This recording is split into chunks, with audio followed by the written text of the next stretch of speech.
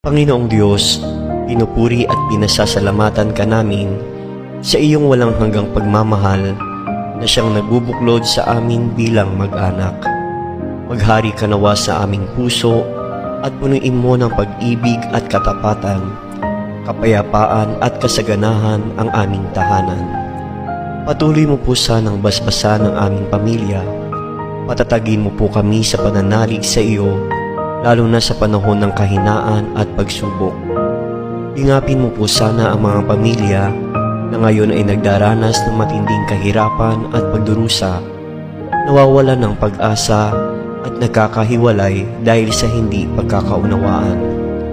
Turuan mo po kaming laging magpasalamat sa biyaya ng buhay, pananampalataya at kaligtasan.